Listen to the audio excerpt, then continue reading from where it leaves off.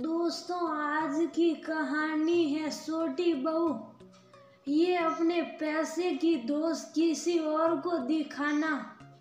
दोस्तों, कहानी शुरू करने से पहले अगर आपने चैनल को सब्सक्राइब नहीं किया हो तो कर लीजिए ताकि आपके पास पहुंच सके हर नया वीडियो।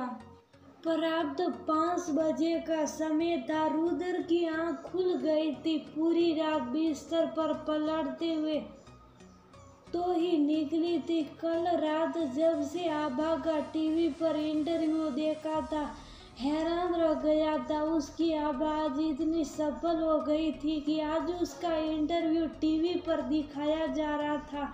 उसकी आभा नहीं, उसकी आभा कहाँ रही थी? वो फासला कितना बढ़ गया था उन दोनों के बीच, जो अब कभी खत्म नहीं हो सकता था।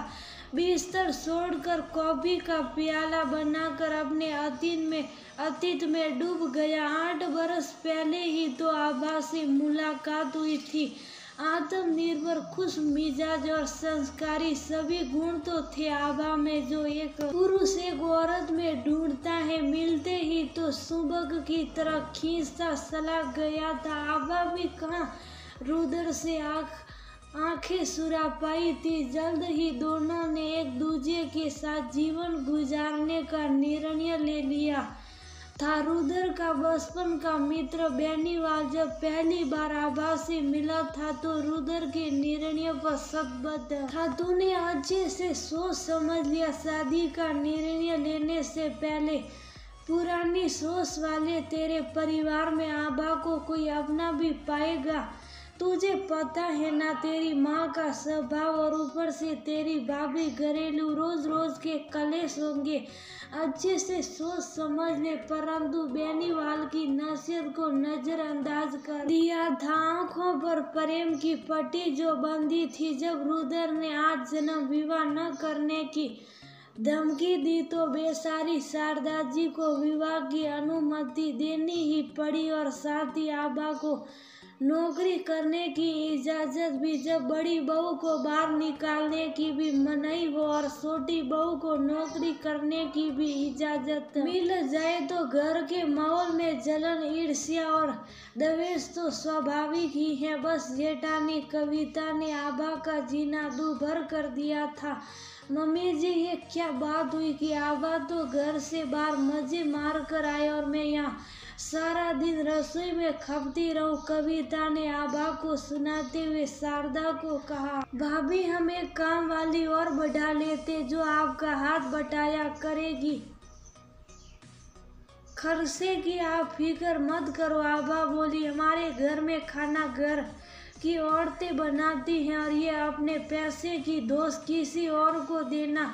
गुस्से से शारदा बोली। सास की इस अनौपचारिक व्यवहार से आभा हैरान थी। अभी आभा कमरे में जाकर कपड़े बदल ही रही थी कि रुद्र के आते ही उसकी सारी बात नमक मिर्च लगाकर बताई गई। रुद्र कमरे में घुसते ही आभा पर बरस पड़ा। हमारे घर में बड़ों के साथ इस प्रकार से बात नहीं की जाती, और आज तुमने मेरी माँ का अपमान किया है। अभी चलकर माफी मांगो। रुद्र, मुझे नहीं पता कि तुम्हें क्या कहा गया है, परंतु मैंने कोई अपमान नहीं किया तो माफी किस बात की? आभा ने उत्तर दिया। पूरे 2 दिन की बहस के बाद आखिर घर की शांति के लिए आभा को ही झुकना पड़ा और उसने शारदा जी से माफी मांगी। उस समय कविता के चेहरे पर छिपा व्यंग्य और जीत की खुशी साफ झलक रही थी। आज से रात के खाने की जिम्मेदारी तुम्हारी। शारदा जी ने आदेश सुनाया। नई काम वाली और रख ली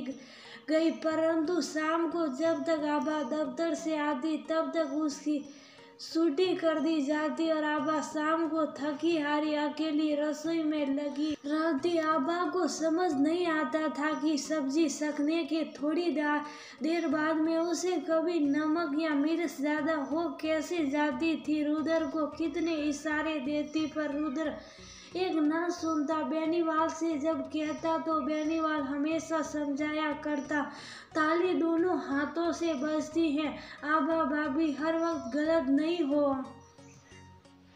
सकती। इधर आभा की मेहनत की वजह से दफ्तर में तरक्की होती गई, वेतन बढ़ता गया और ओहदा भी। उधर घर में उसके खिलाफ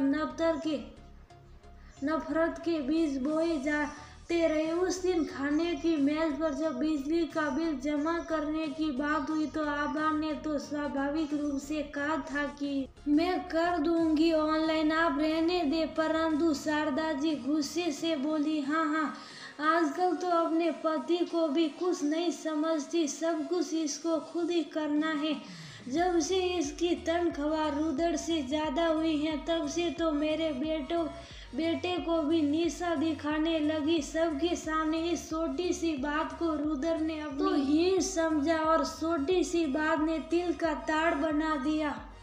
रही सही कसर आज जेठ जी ने पूरी की। तेरी भाभी की इतनी हिम्मत होती तो मुंह तोड़ देता। इसका ना जाने क्या हुआ रुद्र को और कमरा तड़क की आज आवाज से गूंज उठा। आभा सदबद थी। एक शिक्षक युवक से ऐसी ना समझी की उम्मीद नहीं की थी। उस दिन सबके सामने हुए अपने अपमान को सह नहीं पाई थी आभा और उसी पल उसने रुद्र को छोड़ने का फैसला कर लिया था। बेनीवाल ने कितना समझाया था कि आभा गलत नहीं है, परंतु पुरुष दंभ में कहाँ झुक पाया था अपनी गलती पर रुद्र। वक्त बीतता गया और नौबत तलाक पर पहुंची और 2 वर्षों में तलाक भी हो गया। आभा तरक्की की सीढ़ियों चढ़ गई थी और कल इंटरव्यू में ही तो उसने बताया था कि जिंदगी की एक नई शुरुआत करने जा रही है। उसे एक अच्छी सोच का सुलझा हुआ इंसान मिल गया जो औरतों का सम्मान करता है। धीरे धीरे शारदा जी की और कविता भाभी की ना जाने कितनी ऐसी बातें सामने आई जिससे पता चला था कि आभा ने कितनी बार रुद्र की आंखों से पर्दा उठाने की कोशिश की थी, परंतु अब उन बातों का कोई फायदा नहीं था। शायद बेनीवाल सही कहता था कि माँ और भाभी की बातों में आकर तू अपनी गृहस्थी उजाड़ देगा और आज वही हुआ जहाँ माँ अपने बड़े बेटे बहू के साथ खुश हैं, वही रुद्र खुद के पैरों पर सवे कुल्हाड़ी मारकर अकेला अपनी गलती पर पछता रहा है।